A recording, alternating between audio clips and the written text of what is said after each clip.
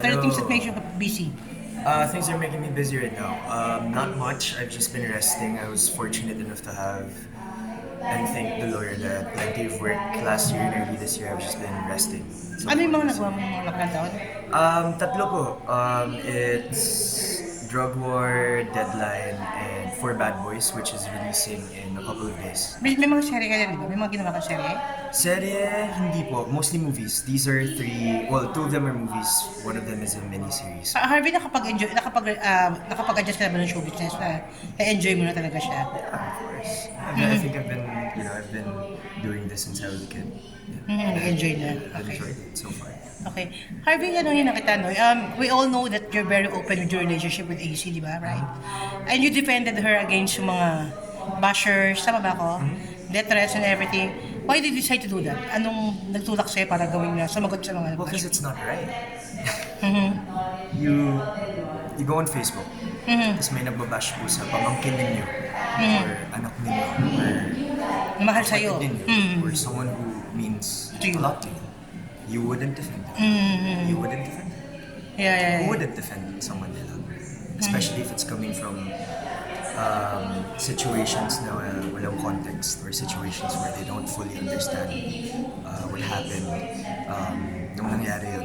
Even I don't fully know what happened. But there's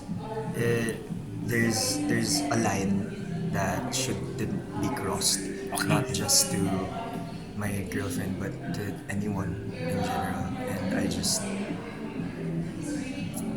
fought for someone and defended someone I cared about. Pero napag-uusapan niyo yun? Nag-comment ba siya sa'yo? Hindi naman siya yung parang, of course napag-usapan siya. And it was just not, it was going too far. Yun lang po yun. She just got out of the house and dami niya po pinasikaso. Alam mo yun, parang, Magkano siya naapektuhan ng mga... Nakita mo ba yun? that's not me, that's not for me to say. That's not for me to say. That's her story to tell. I'm here to support her, whatever Okay. happens, but that's her story to Pero ikaw, kung describe mo si AC, kasi na-misinterpret siya ng maraming tao sa loob ng bahay ni Kuya, no? Kaya nga nagsimula lalo yung mga pamabash. How is she as a person? She's lovely as a person. I mean, first of all, the amount of people that really value her among yung workmates niya and her friends. Not just workmates, pero at this point, family na sila. Sobrang dami. And she stayed in this industry for such a long time. And sobrang cliche po sabihin, but you don't stay here if may ugali ka, or if may attitude ka talaga. Because it's a small industry. If one producer says, nahirapan ako dyan, malalaman na ng mga producers and directors and writers, people will catch up. They will not want to work with him. And so I think, yung tagal po ni AC, the amount of friends that she has is a testament to how she is as a person.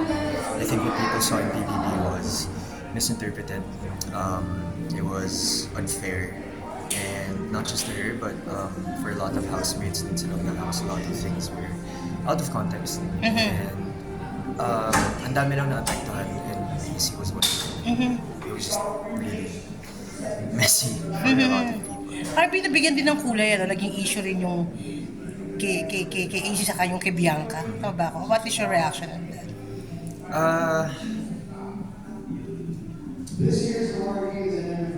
I'm just glad they talked to her.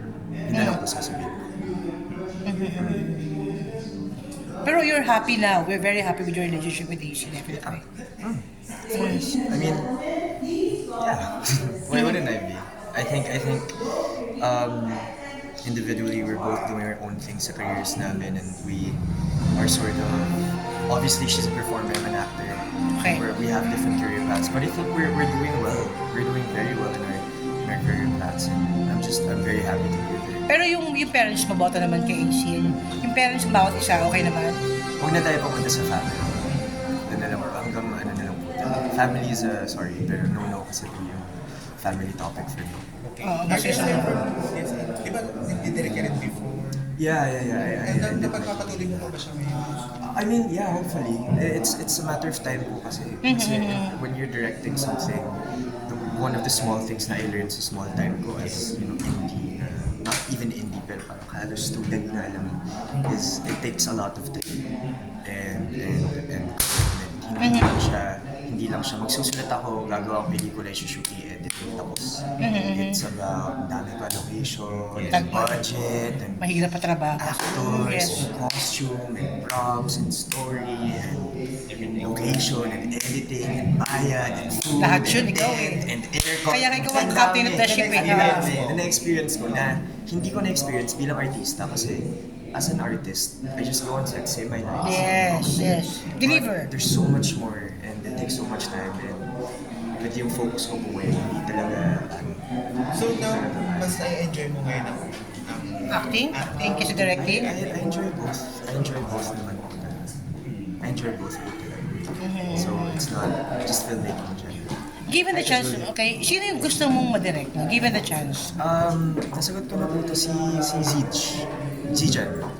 Bakit siya ang gusto mo? Well, nakasama ko po siya growing up.